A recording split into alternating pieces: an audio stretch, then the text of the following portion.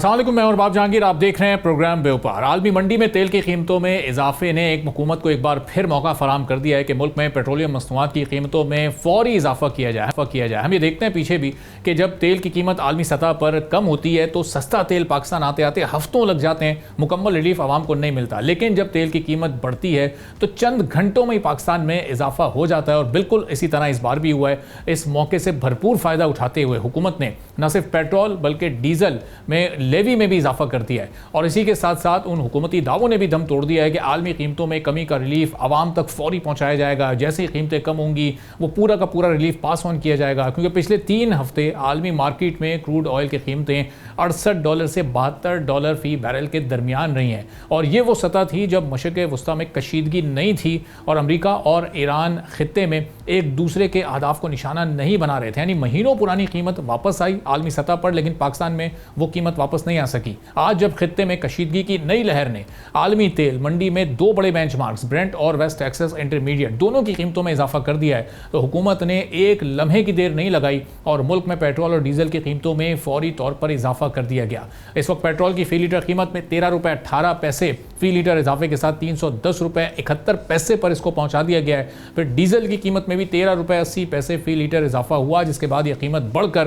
₹323.30 तक पहुंच चुकी है। और इसी के साथ खामोशी से हुकूमत ने पेट्रोलियम लेवी में भी भरपूर इजाफा किया है। अगर पेट्रोलियम लेवी में इजाफा ना किया जाता तो इस वक्त भी मुल्क में पेट्रोल की कीमत ₹300 से नीचे होती, तकरीबन ₹295 के आसपास होती। लेकिन 3 जुलाई तक पेट्रोल पर लेवी ₹64.14 फी लीटर थी। 4 जुलाई को लेवी में ₹6.22 फी लीटर इजाफा किया गया, जबकि 11 जुलाई को मजीद ₹9.64 फी लीटर इजाफा कर दिया गया। यूं सिर्फ 10 दिनों में कुल ₹15.86 का इजाफा हुआ, जिसके बाद पेट्रोल पर अब फी लीटर लेवी ₹80 मुकर्रर हो गई है। डीजल की कीमतों में भी इजाफा देखने में आया है। फी लीटर डीजल की नई कीमत ₹323.30 की कीमत में ₹13.80 फी लीटर इजाफा हुआ है और डीजल पर फी लीटर ₹70.82 लेवी मौजूद है। IMF के साथ हालिया मुज़ाकरात और रिपोर्ट के मुताबिक पाकिस्तान के लिए पेट्रोलियम लेवी का हदफ बहुत ज़्यादा तशवीशनाक है। एक रिपोर्ट के मुताबिक फिस्कल ईयर 2026-27 के लिए लेवी का टारगेट 1727 अरब रुपए बताया गया है। इस टारगेट को अगर मद्देनजर रखें तो इस फिस्कल ईयर में हर माह लेवी की मद में तकरीबन 144 अरब रुपए हुकूमत को जमा करने हैं, जिसका सीधा सा मतलब यह है कि हुकूमत को रोज़ाना 4 अरब 80 करोड़ रुपए पेट्रोलियम लेवी की मद में आवाम से इकट्ठा करने हैं।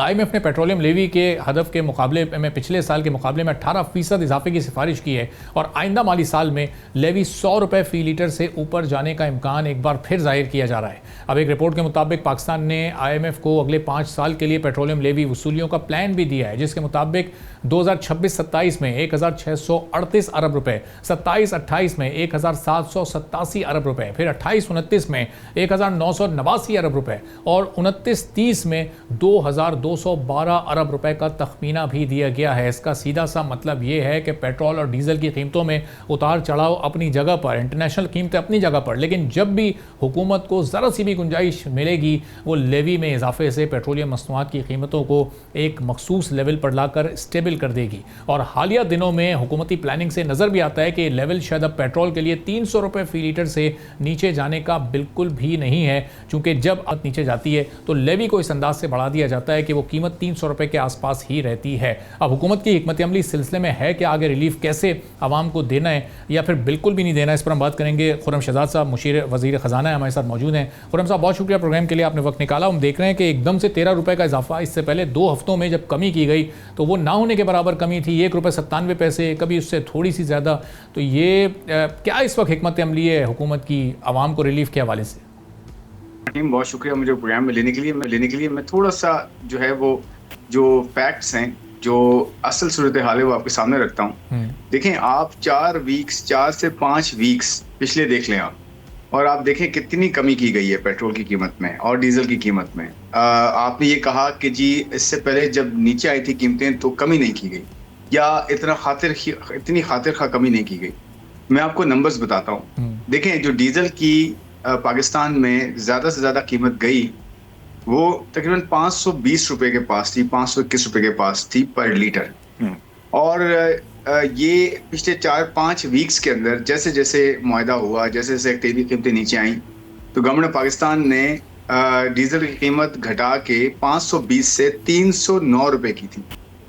तो ये तकरीबन 211 रुपए का जो है वो की कमी बनती है। इसी तरह पेट्रोल की कीमत जो है ज्यादा से ज्यादा 458 या 457 रुपए के करीब कहीं गई थी, और आज यानी कि इस इंक्रीज से पहले जो पेट्रोल की कीमत आ गई थी वो 297 रुपए पर लीटर आ गई थी, यानी कि उसके पास आ गई थी, जो कि इस जंग से पहले की सूरत हाल थी। उसमें थोड़ी सी कमी और बाकी थी, लेकिन उसमें 161 रुपए का तकरीबन जो है वो कमी देखी गई पेट्रोल की कीमत में, और ये बनता है 35%, और डीजल की कमी जो है 41% हुई है। तो देखिए 4-5 वीक्स में लगातार कमी होना, और फिर आखिरी 1-2 वीक्स में ऑफ कोर्स कीमतें जो है वो ऊपर नीचे हो रही थी, और आपने देखा है पिछले 2 वीक से यूएस और ईरान के दरमियान जो है दोबारा जो है वो तनाज़ा जो है वो चल रहा है, और आप देखें दोबारा फायर हुए हैं। और आज जब मैं आपसे बात कर रहा हूँ, आपको पता है पिछले 3-4 दिन में किस तरह से दोबारा से तेजी आई है इन हमलों में दोबारा से। तो ये बड़ा इंपॉर्टेंट है ये देखना कि ऑयल की कीमतें कहाँ जा रही हैं। और मैं एक और आपसे फैक्ट्स शेयर करता हूँ कि जो पेट्रोल की आज कीमत है इंटरनेशनल मार्केट में, पेट्रोल और डीजल, याद रखिएगा क्रूड ऑयल की भी कीमत होती है, खाम तेल की, पेट्रोल की भी कीमत चलती है और डीजल की भी कीमत चलती है, इस तरह और प्रोडक्ट्स की कीमतें चलती हैं। तो जो पेट्रोल की कीमत है वो $105 थी ये इस वीक से पहले, यानी कि पिछले वीक में, और आज $115 है, $115-116 है, और आज दोबारा बढ़ गई है क्योंकि ईरान ने ये कहा है कि जी हम स्ट्रेट ऑफ हॉर्मुज ये जो रास्ता है दोबारा से बंद कर देंगे। और डीजल की कीमत भी इस तरह से जो है तकरीबन 8-9 के पास थी, तो वो 122-23 के पास चली गई है। तो देखें बात ये कि जंग से पहले कीमतें क्या थी। पेट्रोल की कीमत $77 थी, जो आज $115-116 है। डीजल की कीमत जो है वो $88 थी, जो आज $122-23 दोबारा हो गई है। तो कीमतें बढ़ी हैं इंटरनेशनल मार्केट में, तब आपको एक इंक्रीज नजर आया। लेकिन 4-5 वीक्स का जो कमी देखी गई है वो भी आप अगर बताएं तो वो भी इम्पोर्टेंट है, क्योंकि इससे पहले जंग खत्म हुई और नीचे कमी हो गई थी ऑयल की कीमतों में, उसको पास ऑन किया गया। सही। तो खुर्रम साहब हम ज़रा आसान सा एक जायज़ा लेते हैं, जंग से पहले आलमी कीमत क्या थी, वो अब पिछले 2-3 हफ्तों में हमने देखा वो वापस आई उस सतह पर, ये अभी इस इजाफे से पहले। और पाकिस्तान में जंग से पहले जो पेट्रोल की कीमत थी वो 255, 56, 57, चलें राउंड करके भी अगर आप उसको 260 भी समझ लें, तो ये उस पाकिस्तान में पिछले 5 महीने के बाद भी वो कीमत अभी तक वापस नहीं आ सकी। यानी आलमी सतह पर कीमतें तो वापस आईं, लेकिन पाकिस्तान में जहाँ से कीमत रेज होना शुरू हुई थी उस लेवल पर हमने इसको दोबारा अभी तक आते नहीं देखा। 40 से 45 रुपये का फर्क रहा। अगर 297 और 266 की आप बात करें तो 25 से 27 रुपए का फर्क होता है, और इस तरह डीजल की कीमत में भी यही फर्क रहा। लेकिन मैं आपको यही तो बता रहा हूँ कि कीमतें उस लेवल पे नहीं आई हैं। आप क्रूड ऑयल को देख रहे हैं, खाम तेल को देख रहे हैं, उस वक्त खाम तेल $66, $65 यानी कि $70 से नीचे था। तो खाम तेल $70 से नीचे अभी नहीं आया है, $77, $78 पे चल रहा है, और अभी कीमत बढ़ गई है दोबारा, तकरीबन $80 के करीब पहुंच रही है, $77-78 हो गई है दोबारा से। तो मैं आपसे ये अर्ज कर रहा हूँ कि कीमतें जो जंग से पहले की कीमतें थी वो नहीं आई हैं, उसके बावजूद कमी बढ़ के दी गई है। आपको याद होगा पेट्रोलियम लेवी को कम करके जो है वो पास ऑन किया गया था अभी तक 5 महीने में, लेकिन अब क्योंकि दोबारा कीमतें जो है बढ़ी हैं तो उसका एक इंक्रीज नजर आया। 13 रुपए, 211 रुपए कम करना, 161 रुपए कम करना और 13 रुपए बढ़ाना एक बहुत बड़ा फर्क है। तो देखें उसके वजूहात यही है, गवर्नमेंट हमेशा ये चाहेगी कि जल्द से जल्द पास ऑन किया जाए, लेकिन जब इंटरनेशनल हालात ऐसे हैं, दोबारा से खतरात बढ़ रहे हैं, कोशिश ये है कि जंग को इसको थमाया जाए। और जो MOU अमेरिका और यूएस के दरमियान, ईरान और यूएस के दरमियान पाकिस्तान ने करवाया है और कतर ने भी कोशिशें की हैं, तो उसको दोबारा से इम्प्लीमेंट किया जाए और दोनों फरीक जो है आपस में सब्र तहम्मुल का मुजाहिरा करें, ताकि ओवरऑल कीमतें नीचे आएँ, और पाकिस्तान में जैसे नीचे आ रही थी मजीद नीचे आएँ। हर गवर्नमेंट का ये जो है वो ख्वाहिश भी होती है और वो कोशिश भी होती है। अच्छा, अभी ये पेट्रोल 1 लीटर पर भी 80 रुपये अभी भी सब्सिडी वो लेवी है मौजूद, और ये लेवी आप देखें कि पिछले 10 रोज़ में 15 रुपये का इसमें इजाफा भी हुआ है। यानी 1 लीटर पर फीसद वाइज अभी भी 25, 26 या 27% हर पाकिस्तानी इस वक्त लेवी की मद में अदा कर रहा है।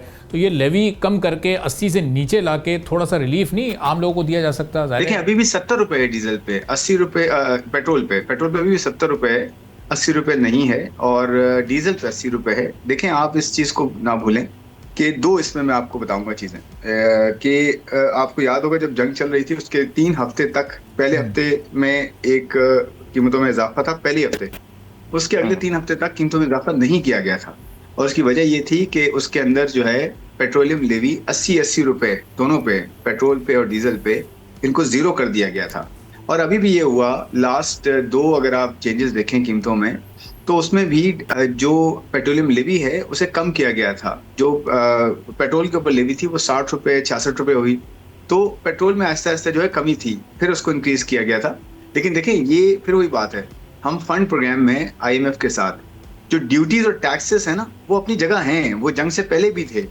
लेकिन उसके बाद अगर जंग की वजह से कीमतें बढ़ी तो ड्यूटी एंड टैक्सेस को, खासकर लेवीज को कम किया गया। जैसे मैंने अभी आपको बताया, मैं तो फैक्ट्स आपके साथ शेयर कर रहा हूँ। और अभी भी फुल लेवीज उस तरह से नहीं है जितनी 80-80 रुपए होती हैं, उसमें अभी भी फर्क थोड़ा बहुत है। लेकिन देखें बड़ा इशू क्या है, बड़ा इशू ये है कि कीमतें नीचे आनी चाहिए इंटरनेशनल मार्केट में, ये जंग को फिर दोबारा से रुक जाना चाहिए, दोबारा से ये जो एक्सचेंज ऑफ फायर्स हो रहे हैं MOU की पासदारी हो, ताकि पूरी दुनिया का फायदा हो, हमारा तो हो ही हो, इसमें हमारी आवाम का भी हो और पूरी दुनिया का फायदा हो। और दूसरी बात ये इंपॉर्टेंट क्वेश्चन ये है कि ये जो कमी होती है और कमी होनी चाहिए, ये एक आम आदमी तक कैसे पहुंचाई जाए। ट्रांसपोर्टेशन कॉस्ट कम करने की सूरत में, फूड प्राइसेस को कम करने की सूरत में, खाने पीने की अशिया की कीमतों में कमी हो, पहनने ओढ़ने की अशिया की कीमतों में कमी हो, ये गवर्नमेंट्स का, फेडरल गवर्नमेंट हो या सेंट्रल गवर्नमेंट हो, दोनों का मिला के ये काम है। हम इसमें लगे रहेंगे कि जी लेवी 4 रुपए ऊपर कर दी, 5 रुपए नीचे कर दी या इतनी बढ़ा दी थी, वो देखिए वो स्टैंडर्ड दुनिया में लेवीज लगती हैं। ये जो पेट्रोल डीजल फ्यूल्स होते हैं ना, ये आलूदगी का भी जो है बायस बनते हैं। इस वजह से अब लोग इलेक्ट्रिक व्हीकल्स की तरफ जा रहे हैं। पाकिस्तान ने भी, प्राइम मिनिस्टर ने भी इस पे बड़ी अच्छी एक प्रोग्राम दिया है जिसमें ये सपोर्ट दी जा रही है कि अगर आप अपनी बाइक को कन्वर्ट करें, यानी कि पेट्रोल बाइक को कन्वर्ट करें आप EV बाइक के ऊपर, तो उसके ऊपर 1/3 हिस्सा कॉस्ट का गवर्नमेंट खुद पे कर रही है, आपको दे रही है, सब्सिडाइज कर रही है। इसी तरह से 3 व्हीलर्स हैं, रिक्शाज वगैरह, कि वो भी अगर जाएं इलेक्ट्रिक के ऊपर तो उनको भी सब्सिडी दी जा रही है। इसी तरह से बड़ी गाड़ियों पे आपने देखा है, बड़ी गाड़ियों से मुराद ये कि मिड टियर कार्स जो होती हैं, हाई एंड नहीं मिड टियर, उन पे टैक्सेस नहीं लगाए गए इस बजट में, बल्कि वही रखे गए हैं। एक्सटेंशन दी गई है कि इलेक्ट्रिक गाड़ियां जो है ज्यादा आए मार्केट में, इलेक्ट्रिक व्हीकल्स, बसेज आए और जो है ना वो रिक्शाज आए, बाइक्स आए, ताकि हम 2030 तक का जो हमारा टारगेट है कि हमने ऑयल बिल कम करना है, $5 अरब से कम करना है, और 30% अपनी जो रोड पे व्हीकल्स हैं, चाहे बाइक्स हों, रिक्शाज हों, गाड़ियां हों, बसेज हों, इन सबको हमने लेके जाना है इलेक्ट्रिक के ऊपर, ताकि हमारी ये तेल के ऊपर जो इन्हिसार है कम से कम हो। तो देखिए ये बड़ी चीजें हैं, इस पे हम डिस्कस कर सकते हैं, ये ज्यादा इंपॉर्टेंट होगी रादर देन ये कि हम सिर्फ प्राइस पे, क्योंकि प्राइस चेंजेस जो मार्केट में हो रही हैं, इंटरनेशनल मार्केट का ही उसमें सबसे बड़ा रोल है। अच्छा फरम साहब, ये ज़ाहिर है EV की पॉलिसी मुकम्मल तौर पर नाफिज करना या उस पर शिफ्ट होना, ये तो एक बड़ा लॉन्ग टर्म प्रोसेस है, लोग आहिस्ता आहिस्ता इसकी जानिब आएंगे। जब ये जंग शुरू हुई तो आप लोगों ने, चूँकि बहुत तेज़ी से कीमत ऊपर जा रही थी, बाइकर्स के लिए, बाइक वालों के लिए 100 रुपये फ़ी लीटर सब्सिडी का ऐलान किया, उनको वो दी भी गई एक आध महीने लोगों को। तो ये अगर फिर से कीमतें ऊपर जाती हैं तो इस तरह की सब्सिडी दोबारा लॉन्च की जाएगी, सिर्फ बाइक वालों को नहीं बल्कि वो एग्रीकल्चर सेक्टर को। देखिए बड़ा अच्छा आपका क्वेश्चन है, इसमें दो चीजें हैं। एक तो ये कि क्या दोबारा सपोर्ट होगी। देखें गवर्नमेंट का बिल्कुल ये कोशिश होगी कि अल्लाह ना करे चीजें बहुत ज्यादा खराब होती हैं, तो एक अच्छी बात ये है कि हम इस प्रोसेस से गुजर चुके हैं और हम इस प्रोसेस के गुजरने के साथ अपना एक मॉडल क्रिएट कर चुके हैं। आप देखें पहले फाइनेंस मिनिस्टर जो है पूरी पेट्रोलियम कमेटी हेड करते थे कि कहाँ से फ्यूल लेना है, किस तरह से फ्यूल को अरेंज करना है, किस तरह से अपने रिजर्व्स को बिल्ड करना है और किस तरह जो है मार्केट में सप्लाई को बरकरार रखना है। फिर उसके बाद प्राइम मिनिस्टर ने उसको एक बड़ी कमेटी में कन्वर्ट किया, नेशनल जो काउंसिल बनाई इस तरह की जो है वो बड़े इश्यूज को हैंडल करने के लिए, जिसमें सप्लाई ना सिर्फ ऑयल की और ये एनर्जी की बल्कि फूड की सप्लाई क्या है और जो है केमिकल्स की सप्लाई क्या है और दूसरे जो है वो ट्रेड की सिचुएशन क्या है, इस सब को एक्सपैंड किया। तो आई थिंक ये टेम्पलेट हमारे पास आ गया है, ऑलरेडी है, हम इस पे काम कर चुके हैं। और दूसरा हमने मार्केट्स टाइम पे खोली, टाइम पे बंद की, उस पे लोगों ने बड़ा साथ दिया, प्रोविंशियल गवर्नमेंट्स ने बड़ा साथ दिया, सब्सिडी में प्रोविंशियल गवर्नमेंट्स ने साथ दिया, अपना हिस्सा डाला। तो आई थिंक ये हम पहले से गुजर चुके हैं। तो अच्छी बात ये कि वो मॉडल हमारे पास है, हम उसे इम्प्लीमेंट कर सकते हैं दोबारा, लेकिन होपफुली वो सिचुएशन ना आए और मुझे लगता नहीं है कि वो सिचुएशन आएगी। आई थिंक यूएस भी नहीं चाहता अब उस तरह से कंटिन्यू करना वॉर को, ना ईरान चाहता है, ईरान की अपनी इकोनॉमी वीक है, उसे ट्रेड करना है, उसे खोलना है इकोनॉमी को, हमारा भी उसमें फायदा है, पूरे रीजन का फायदा है। तो I think going forward sense will prevail और आई थिंक ये जल्दी चीजें जो है रिजॉल्व हो जाएंगी इंशाल्लाह। हमें वो मौका नहीं आएगा वो चीज करने का, आएगा तो हमारे पास वो चीजें रेडी हैं, हम इम्प्लीमेंट कर सकते हैं और सपोर्ट दे सकते हैं। इंशाल्लाह कोशिश ये होगी कि चीजों को मैनेज किया जाए उसी तरह से जैसे वो जो फर्स्ट राउंड था उसमें मैनेज किया गया और हमने जो है वो तकलीफ हुई बट अल्हम्दुलिल्लाह इतनी नहीं हुई जितनी बाकी मालिक को हुई और हम बेहतर तरीके से निकल सके उसमें से। इंशाल्लाह हम दोबारा भी कर सकते हैं, लेकिन होपफुली ऐसी सिचुएशन की जरूरत नहीं पड़ेगी। बहुत बहुत शुक्रिया खुर्रम शहजाद साहब, मुशाना हमारे साथ मौजूद थे। गुफ्तगू आपने सुनी, एक ब्रेक लेंगे, ब्रेक के बाद वापस आएंगे, एक और मौजू पर बात करेंगे।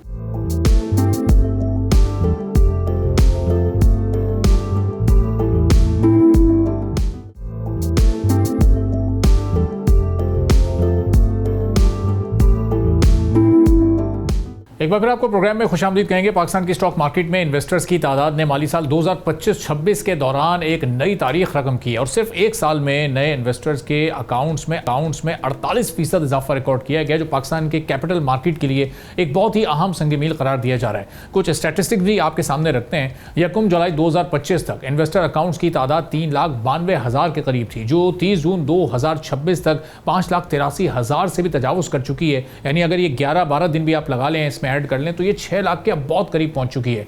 और एक साल में नए इन्वेस्टर्स 1,90,000 से जायद की नंबर्स की सूरत में आए और ये सालाना मजमूई इजाफा 48% तक बढ़ गया है। अब इस इजाफे की बड़ी वजूहात में securities and exchange commission of Pakistan के मुताबिक इन्वेस्टर्स के एतमाद के साथ मार्केट तक आसान रसाई और इन्वेस्टमेंट में बढ़ती हुई दिलचस्पी ने इस तारीखी इजाफे में अहम किरदार अदा किया है। अब इसके साथ ही इस दौर में पाकिस्तान स्टॉक एक्सचेंज में तारीखी रिफॉर्म्स भी की गई हैं, जिन्होंने इन्वेस्टर्स इन्फ्लेक्स में अहम किरदार अदा किया है, जिसमें सरफहरिस्त सहूलत अकाउंट की हद को 10 लाख रुपए से बढ़ाकर 30 लाख रुपए किया जाना शामिल है। अब रिफॉर्म्स का एक और नुमाया पहलू इन्वेस्टर्स अकाउंट खोलने के अमल को भी मजीद आसान बनाना था, जिसके IBN के लिए IBN के जरिए शनाख्ती तस्दीक मुतारिफ करवाई गई और इसके साथ ही 18 साल से कम उम्र इन्वेस्टर के लिए माइनर ट्रेडिंग अकाउंट शुरू किए गए। इसके साथ साथ डिजिटल बैंक्स और EMIs के जरिए इन्वेस्टमेंट तक रसाई को आसान बनाया गया। इन सारी सहूलतों को देखते हुए मुख्तलिफ शहरों से नए इन्वेस्टर्स पाकिस्तान स्टॉक एक्सचेंज में शामिल हुए, जिसमें कराची से शमूलियत का एवरेज नए अकाउंट्स के लिए 25% यानी सबसे ज़्यादा रहा। लाहौर से 16%, इस्लामाबाद और रावलपिंडी से 13%, फैसलाबाद से 4% और मुल्तान से 3% नए इन्वेस्टर सामने आए। और SECP के जारी करदा स्टैटिस्टिक्स के मुताबिक नौजवान इन्वेस्टर्स ने सबसे ज़्यादा इस अमल में दिलचस्पी दिखाई है। 45% इन्वेस्टर्स की उम्र 18 से 30 साल के दरमियान है, जबकि 41% नए इन्वेस्टर ऐसे हैं जो इस मार्केट में शामिल हुए हैं, उनकी उम्र 31 से 45 साल के दरमियान है।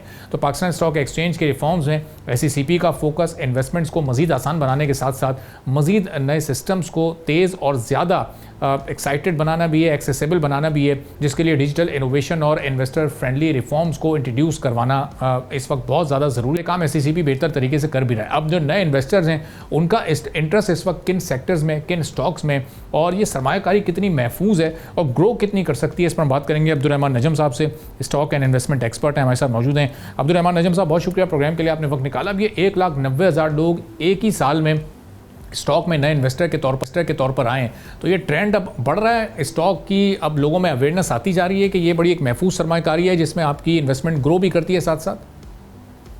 बिस्मिल्लाहिर्रहमानिर्रहीम, thank you so much Arbab साहब। मैं इसको ऐसे एक्सप्लेन करता हूँ कि पाकिस्तान में ना फाइनली फाइनेंशियल लिटरेसी का जो टाइम एक होता है ना, एक जिसको कहते हैं बेल कर्व, जैसे एकदम से ग्रोथ आती है, वो पिछले 2-3 सालों में आ गया। जो लोग थोड़ा इसको फॉलो करते हैं उनको याद होगा 2022 तक हमारे टोटल अकाउंट्स ही 2 लाख होते थे, और अब जो अभी माली साल ख़त्म हुआ है उसमें 2 लाख नए अकाउंट्स खुले हैं। पिछले 2 सालों में भी जो है ऑलमोस्ट 1-1 लाख अकाउंट्स जो है वो खुले थे। इसकी 2-3 वजह हैं, जैसे आपने बताया, अकाउंट बड़ी आसानी से और ट्रांसपेरेंट तरीके से और विदाउट एनी डिलेज जो है वो ओपन भी हो रहा है। परफॉर्मेंस भी PSX की बहुत अच्छी है। लेकिन मेरे हिसाब से जिस पे जो है पब्लिक जो है वो कन्विंस हो रही है, ऑब्वियसली आप अपनी सरमायाकारी करते हैं, आप 1 साल 2 साल के रिटर्न नहीं देख रहे होते। हर कोई सेव कर होता है लंबे अरसे के लिए, अपने फाइनेंशियल फ्रीडम के लिए। तो सब ने बहुत ज़्यादा जो है लोगों को यूट्यूब पे सुन के, क्योंकि इंडिया में भी जो पूरा ये रेवोल्यूशन आया था फाइनेंशियल लिटरेसी का, उसमें यूट्यूब के थ्रू जो है लोगों ने इस पूरी इन्फॉर्मेशन को जो है डाइजेस्ट किया था। और ये इन्फॉर्मेशन जो है पाकिस्तान में पिछले 2-3 सालों में बहुत ज़्यादा जो है उभर के सामने आई है, और लोगों ने देखा है कि लंबे अरसे पे भी जो हमें पूरा बताया गया था कि स्टॉक मार्केट में तो मार्केट नीचे आ जाती है और इस तरह के स्कैम्स हो जाते हैं, ऐसा बिल्कुल कुछ भी नहीं होता। बहुत ही ट्रांसपेरेंट निज़ाम led by SECP, CDC, PSX, इन सब ने जो है बनाया हुआ है। और अच्छी बात इसकी ये होती है, जैसे अगर आप इसको रियल एस्टेट से कंपेयर करें, आपको 10-15 साल पुराना डेटा ही नहीं मिलेगा। किसी को पता ही नहीं है 10 साल, 15 साल पहले, 20 साल पहले कौन सी चीज़ कितने की जो है वो चल रही थी, ट्रांजैक्शंस कितने पे हो रही थी। यहाँ पे सारा डेटा अवेलेबल है, लोग खुद देख सकते हैं कि पिछले 20-25 सालों में कितने अच्छे इसने रिटर्न्स कमा के दिए हैं, और लोग उसको देख के कन्विंस होके जो है अब इसमें इन्वेस्ट कर रहे हैं। तो अब ये अब्दुल रहमान साहब, ये थोड़ी सी सरप्राइजिंग सिचुएशन भी रही पिछले 4 महीने में, ख़ास तौर पर कि जनवरी में एक मौके पर ये इंडेक्स 190 से भी ऊपर था, बहुत तेज़ी के साथ ऊपर जा रहा था, लेकिन ये पिछले 4 महीने में जियोपॉलिटिकल सिचुएशन चेंज हुई, ये 140s में चला गया। इसके बावजूद भी हर महीने 24-25 हज़ार नया इन्वेस्टर आता रहा। तो ये इस कॉन्फिडेंस की क्या वजह थी? लोगों में अब समझ और शऊर आ गया है कि ये मार्केट कैसे काम करती है, जब नीचे जाए इंडेक्स तो उस वक्त आपने इन हो जाना है और उस वक्त इन्वेस्टमेंट करनी है। बिल्कुल, लोगों में भी शोर आ गया। और बल्कि मैं इसको ऐसे एक्सप्लेन करता हूँ कि हम अगर 2023 से जर्नी शुरू करें, ठीक है, तो 2023 में पाकिस्तान का IMF प्रोग्राम जो है ना वो साइन हुआ, यानी कि वो जो डिफ़ॉल्ट का ख़तरा लग रहा था उसके ख़त्म होने के चांसेस नज़र आए। ठीक है, हमारा इंडेक्स जो है वो 40,000 से उठ के कुछ ही महीनों में तकरीबन 65,000 पे चला गया। फिर इलेक्शन की अनसर्टेनिटी आ गई और हमारा इंडेक्स जो है वो 58,000 पे चला गया। लोगों ने कहा ये तो पहले ही जो है 25,000 पॉइंट बढ़ गया था, बस अब ये गिर गया, अब ये वापस नहीं आएगा, ये वापस जो है 40,000 पे आ जाएगा। फिर वो उधर से उठ के जो है 85,000 पे गया। उस वक्त लोगों ने कहा अब तो ये डबल हो गया, अब तो ये नीचे नहीं आएगा। फिर थोड़ी सी हमारी सुप्रीम कोर्ट से रिलेटेड अनसर्टेनिटी आई सितंबर अगस्त 2024 के अंदर, तो फिर मार्केट ने थोड़ा सा ब्रीदर लिया, साइडवेज हुई। फिर एक और दफ़ा मार्केट ने जो है अपना ऑल टाइम हाई लगाया 2025 के शुरू में, जब हमने पहली दफ़ा 1 लाख क्रॉस किया। ये सारे ना मेंटल बैरियर्स होते हैं। हर टाइम जब भी मार्केट ऊपर जाती है ना, लोग कहते हैं अब तो बस ये गिरी और फिर ये गिरी।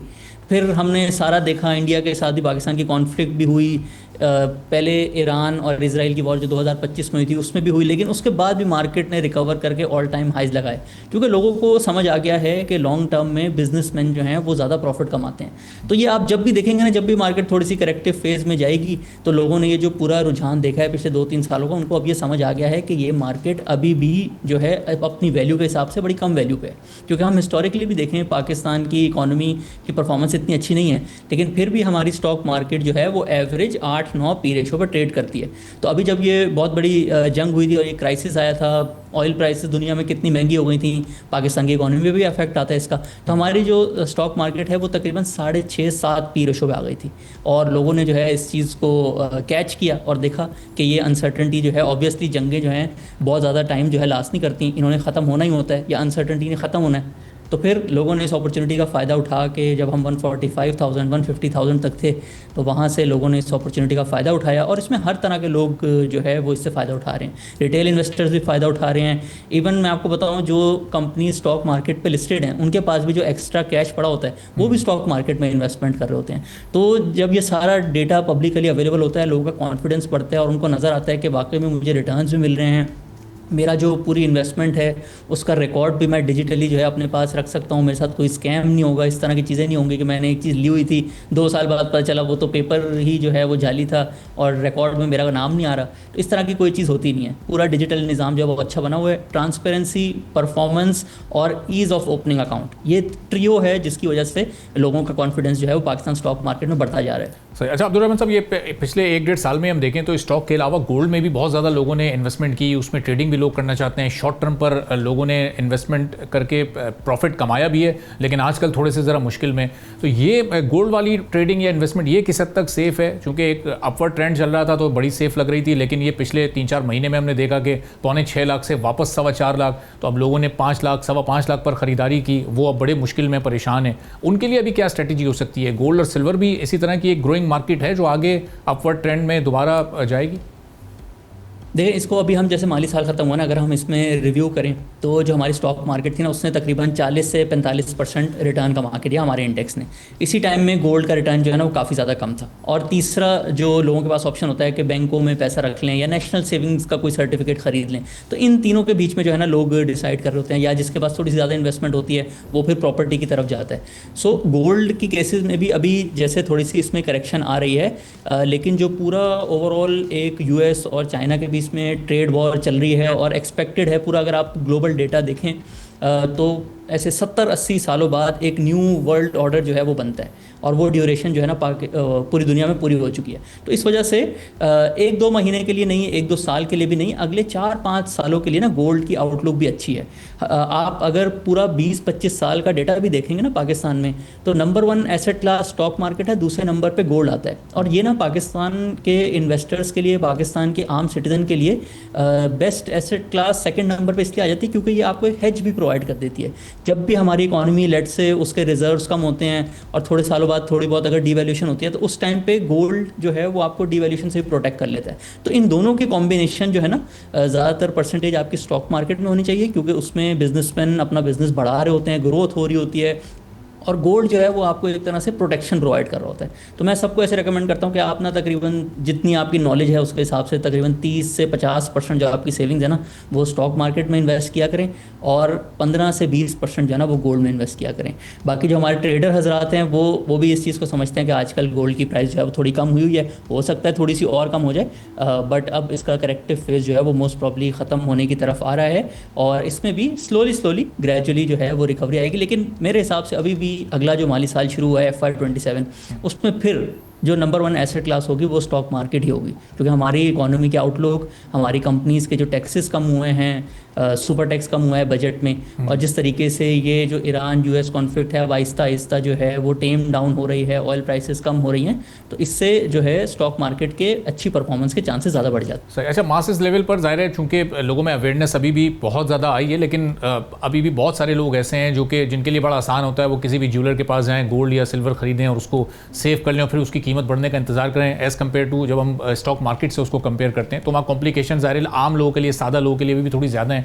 तो अब ये कीमत अभी आगे अगले 6-8 महीनों में, लॉन्ग टर्म में अगर किसी ने इन्वेस्टमेंट की हुई है तो वो अपनी इन्वेस्टमेंट को सेफ ही समझे, क्योंकि आजकल लोग बहुत ज़्यादा परेशानी का शिकार हैं कि 1-1.5 लाख का जो फ़र्क आ गया कीमत के गिरने से, तो ये लॉन्ग टर्म में अगर वो उसको होल्ड करेंगे तो ये उनकी इन्वेस्टमेंट वापस आ सकती है प्रॉफिट के साथ। जी बिल्कुल, इसमें गोल्ड के अच्छा ट्रैक रिकॉर्ड है कि जैसे जैसे दुनिया में महंगाई होती है तो गोल्ड अपनी वैल्यू जो है ना वो एक तरह से होल्ड करता है। अब इसमें ऑब्वियसली साइकिल्स भी होते हैं, यानी कि आपको याद होगा जो लोग पुराने होंगे, 2000 से गोल्ड जो है $2000 के हाई पे जब गया था, फिर $800 पे भी आया था, फिर $800 से आहिस्ता आहिस्ता बढ़ते बढ़ते अभी ये तकरीबन जो है 5500 भी इसने क्रॉस किया था चंद महीने पहले ही। लेकिन आजकल ये जो है तकरीबन $4000, एक रफ एस्टिमेट होता है, जितने $1000 का गोल्ड चल रहा होता है ना आजकल जो एक्सचेंज रेट है उससे उतने ही लाख का तकरीबन गोल्ड बन जाता है। तो आजकल इंटरनेशनल मार्केट में जो आउंस चल रहा है वो तकरीबन $4000 का चल रहा है। तो ऑब्वियसली 3-4 महीने की प्रिडिक्शन करना तो बहुत मुश्किल होता है, लेकिन अगर आप लॉन्ग टर्म पोर्टफोलियो बना रहे हैं 5 साल के लिए, 10 साल के लिए, तो उसमें कुछ परसेंटेज जो है आप गोल्ड की बिल्कुल रख सकते हैं। ठीक है, बहुत बहुत शुक्रिया। Abdurrahman stock and investment expert हमारे साथ मौजूद थे। गुफ्तगू आपने सुनी। स्टॉक मार्केट आज भी लोगों की पहली चॉइस होनी चाहिए अगर अपने इन्वेस्टमेंट को, अपने पैसे को आपने बढ़ाना है, अपने बिजनेस को बढ़ाना है, और गोल्ड भी ज़ाहिर लॉन्ग टर्म में एक अच्छा ऑप्शन हो सकता है इन्वेस्टमेंट के लिए। एक ब्रेक लेते हैं, ब्रेक के बाद वापस आएंगे, एक और हम मौजूद पर बात करेंगे।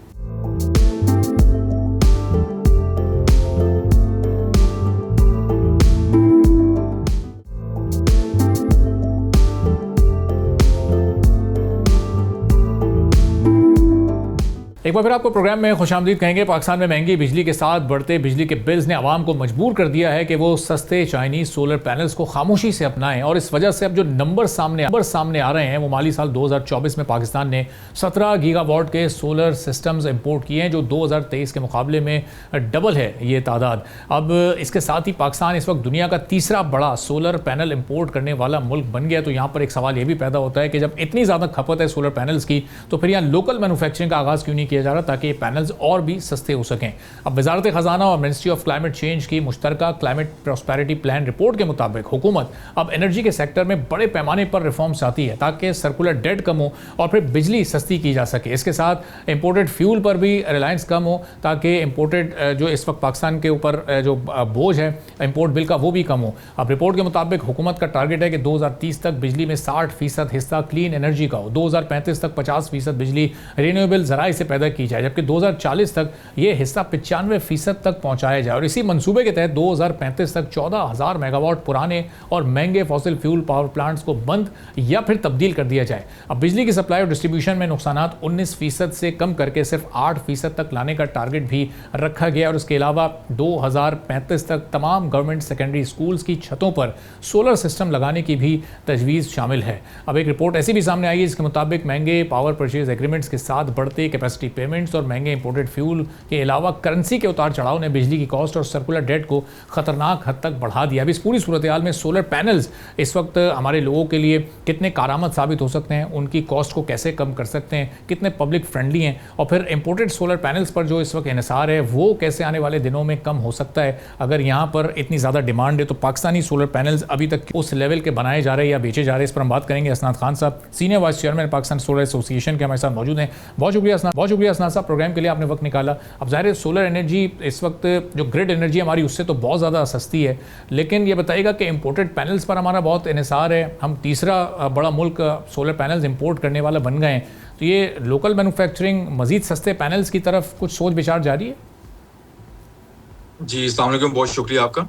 अच्छा, मैं आपको बताता चलूँ बैकग्राउंड इसकी कि जो सोलर पैनल्स थे वो पाकिस्तान में हमने एक साल में 17 गीगावाट इंपोर्ट किया, और टोटल हमने जो पाकिस्तान में इंपोर्ट किया दैट इज 52 गीगावाट्स। ठीक है, तो 52 गीगावाट्स पैनल हमने पाकिस्तान में ऑलरेडी इंपोर्ट कर चुके हैं, और पाकिस्तान की जो इंस्टॉल कैपेसिटी है दैट इज 46 गीगावाट। हमारे इस महीने में जो पीक आई है, जो डिमांड पीक थी दैट इज 26 गीगावाट, वो भी शाम के टाइम पे डिमांड आई। तो हैविंग सेड दैट, हमने जो लोकलाइजेशन ऑफ सोलर पैनल्स हैं वो मिस कर चुके हैं। वो पाकिस्तान में नाउ इट्स नॉट फिजिबल कि आप यहाँ पे फैक्ट्री या कारखाना लगाएं सोलर पैनल्स का। क्यों? क्योंकि आपने ऑलरेडी 50-55 गीगावाट इंपोर्ट कर चुके हुए हैं, और आपने इतना ही करना था। आगे इन फ्यूचर जब इंपोर्ट होगा तो वो इंपोर्ट थोड़ा कम होता जाएगा। जैसे इस साल की हम फिगर्स देख रहे हैं तो दैट इज 6 गीगावाट, और अगले साल शायद 4-5 गीगावाट पे आ जाएगी, और शायद हम पर ईयर हम 2-3 गीगावाट इंपोर्ट कर रहे होंगे। हाँ, इसके साथ ही हम अब जो नेक्स्ट फेज है that is battery rush. Pakistan में अब जितना हमने सोलर लगाया है उसी तरह हमने यहाँ पे बैटरी लगानी है। बैटरी लोकलाइजेशन के ऊपर गवर्नमेंट काम कर रही है। मिनिस्टर ऑफ इंडस्ट्री ने एक जो प्रपोजल है, एक जो पॉलिसी है वो बना के पीएम साहब के आगे रख दी है। पीएम साहब is about to approve that, वो उस पर वर्किंग कर रहे हैं। और अगर वो लोकलाइजेशन होती है तो फिर हम जो बैटरीज की पाकिस्तान के अंदर जो इम्पोर्ट होनी है, अगर वो लोकलाइजेशन नहीं होती तो हम उससे बच सकते हैं। हम वो जो डॉलर की जो हम एक्सपोर्ट करते हैं उससे हम बच सकते हैं। तो हम रिक्वेस्ट अगेन करते हैं प्राइम मिनिस्टर साहब को कि जो लोकलाइजेशन ऑफ बैटरी बैंक्स या बैटरी की पॉलिसी है उसको जल्द से जल्द अप्रूव किया जाए। इसी तरह से इसी के लिए हमने अभी परसों जो है लाहौर में एक इवेंट किया था, एक कॉन्फ्रेंस रखी थी पीएसए ने, पाकिस्तान सोलर एसोसिएशन ने लाहौर में, जिसमें लगारी साहब ने भी एड्रेस किया, जिसमें नफीसा शाह साहिबा ने भी एड्रेस किया, जिसमें मुसद्दिक मलिक साहब भी आए, और वो जितने भी पावर सेक्टर से रिलेटेड लोग थे वो उनको हमने वहाँ बुलाया, और वहाँ पे हमने इसी पॉलिसी के ऊपर बात की। मिनिस्ट्री ऑफ इंडस्ट्री की रिप्रेजेंटेशन भी थी वहाँ पे, कस्टम्स की रिप्रेजेंटेशन भी थी, मिनिस्ट्री ऑफ एनर्जी की रिप्रेजेंटेशन भी थी। तो हम पीएसए की तरफ से हम ये पूरा एक इकोसिस्टम बना रहे हैं, ताकि जो हमने सोलर पैनल्स के अंदर मिस कर दिया कि हमने लोकलाइजेशन नहीं की, और हम थर्ड मेजर कंट्री बन गए कि हमने सारी इंपोर्ट कर ली चाइना से, हम वो बैटरीज के साथ ना करें, हम बैटरी को लोकलाइजेशन उसकी करें। सही। और ये बताइएगा हसन साहब कि अब ये बैटरी की लोकलाइजेशन शुरू होगी तो इन्वर्टर्स के बारे में भी सोचा जाएगा, क्योंकि यही वो 2-3 कॉस्टली चीज़ें जो कि उस पूरे पैनल्स के साथ मिलकर फिर उस पूरे पैकेज को बड़ा महंगा बना देती हैं। तो ये आने वाले दिनों में अगर लोकलाइजेशन की तरफ जाते हैं तो इसकी कॉस्ट मजीद कम हो सकेगी? सब बैटरीज की बिल्कुल कॉस्ट कम होगी। हम जो लोकलाइजेशन कर रहे हैं, जो पॉलिसी हमने बनाई है मिनिस्ट्री ऑफ इंडस्ट्री के साथ मिलके, इंस्टीट्यूट ऑफ लम्स के साथ मिलके, तो उसमें यही है कि जो आपके सेल्स हैं उसके ऊपर ड्यूटीज टैक्सेस जीरो हो रहे हैं जो इंपोर्ट कर रहे हैं। उसके बाद जो उसमें बीएमएस होता है, जो उसका रॉ मटेरियल है, उस पर हम जीरो टैक्सेस ड्यूटीज कर रहे हैं, ताकि जो लोकल मैन्युफैक्चरर हैं उसको आसानी हो, उसको फायदा हो, ताकि वो एक परवान चढ़ सके, उसकी चीज बिक सके, फिजिबिलिटी बन सके पाकिस्तान के अंदर। हाँ, 3 साल बाद 4 साल बाद सेल के ऊपर भी ड्यूटी लग जाएगी, ताकि सेल की मैन्युफैक्चरिंग भी पाकिस्तान में हो। पाकिस्तान में 2-3 बड़े ग्रुप्स हैं जो सेल मैन्युफैक्चरिंग के ऊपर भी काम कर रहे हैं। लिथियम आयन के बाद अब सोडियम आयन के ऊपर काम कर रहे हैं। तो सेल मैन्युफैक्चरिंग ऑफ कोर्स एक एक्सपेंसिव फैक्ट्री है, एक्सपेंसिव एक पूरी फिजिबिलिटी उसकी बनती है।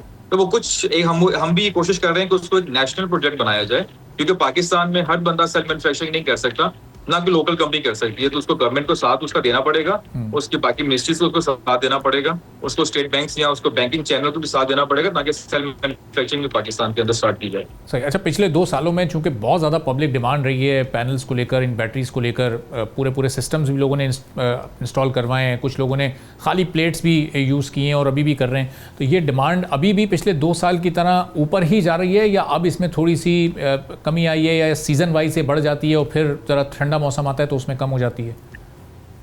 नहीं, पाकिस्तान में अब जो डिमांड है ना वो 24/7 है। मतलब आप सर्दियों में भी यूज करते हैं और गर्मी में भी यूज करते हैं। अब आपके पास गैस की लोड शेडिंग होती है, गैस एक्सपेंसिव हो चुकी है, जो होनी भी चाहिए, क्योंकि आपके पास रिन्यूएबल एनर्जी है। आपको गैस के इस तरह के जखायर इस्तेमाल नहीं करने चाहिए जो हमने ज़ाया कर चुके हुए हैं। तो हमें अपने हर चीज़ जो है वो डिमांड जो है वो एनर्जी की तरफ लेके आना चाहिए, इलेक्ट्रिसिटी की तरफ लेके आना चाहिए। तो डिमांड तो इंक्रीज होती जा रही है। हाँ, सोलर पैनल्स की थोड़ी सी कम हो जाएगी, लेकिन उसको बैटरी रिप्लेस कर रही है, क्योंकि सोलर पैनल जो लग चुके हुए हैं, अब जो नेट मीटरिंग से नेट बिलिंग की तरफ शिफ्ट हो गया है एक पूरा रजीम, उसकी वजह से भी जो बैटरीज हैं वो लोग ज्यादा लगा रहे हैं, हाइब्रिड सिस्टम ज्यादा लगा रहे हैं, लेकिन उसको चार्ज करने के लिए जितनी आपको सोलर पैनल्स चाहिए वो भी लग रहे हैं। तो डिमांड इज देयर। सही। और ये गवर्नमेंट की जो फैसिलिटेशन या सपोर्ट चाहिए थी इस इंडस्ट्री को, पिछले बजट में भी ये डिबेट हुई, जब वो टैक्सेस की बात हुई, इस बजट में भी थोड़ा सा वो डिबेट रही, तो अब वो गवर्नमेंट उस तरीके से सपोर्ट कर रही है जो कि किसी भी इंडस्ट्री को इमर्ज होने में मदद चाहिए होती है। तो देखें, जो सोलर पैनल्स के साथ जो अच्छा हुआ बुरा हुआ वो हो चुका है आज तक की डेट में ना, लेकिन हम बैटरीज के ऊपर हम गवर्नमेंट से बार बार रिक्वेस्ट कर रहे हैं कि उसको लोकलाइजेशन की तरफ लेके जाएं। एक तबका ऐसा है जो कि है FPR, जो कि है TPO टैक्स पॉलिसी इंस्टीट्यूट है। अब वहां पे अगर हम बात करें तो उसको नजर आ रहा है कि ये जो 50 गीगावाट ऑफ जो सोलर बैटरीज हैं वो भी इंपोर्ट होंगी चाइना से, अगर पाकिस्तान में उसकी लोकलाइजेशन नहीं होती। तो वो देख रहा है कि 18%, आज की डेट में 18% GST है, टैक्स है, तो वो टैक्स FBR ने इकट्ठा करना है। आज वो ये चीज देख रहा है कि शायद इसको लोकलाइजेशन ना करें, हम टैक्स जमा कर लेंगे क्योंकि वो इम्पोर्ट होगा। तो ये एक ज्यादती है जो कि हम चाहते हैं कि किसी भी एक चैनल पे ना हो, और इस चीज को जो लोकलाइजेशन होनी है वो तो हर चीज को आगे लेके चलेगी, हर चीज के लिए आसानी पैदा करेगी। आपकी लेबर यूज होगी, आपका रॉ मटेरियल यूज होगा, पाकिस्तान में आपकी सनतें लग जाएंगी, आपका जो डॉलर आप सारा एक्सपोर्ट करते हैं, बाहर बेचते हैं डॉलर को, और इंपोर्ट की वजह से वो आपका ठीक हो जाएगा, तो वो स्टेबिलिटी आएगी आपके पास। तो ये बड़ी जरूरी है इस टाइम के जो सोलर पैनल के साथ किया गया है वो बैटरीज के साथ ना किया जाए। ठीक है, बहुत बहुत शुक्रिया। हसनात खान साहब, senior vice chairman Pakistan solar association मौजूद थे, गुफ्तगू आपने सुनी। इसी के साथ नाज़रीन आज के प्रोग्राम से इजाज़त दीजिए। अल्लाह हाफ़िज़।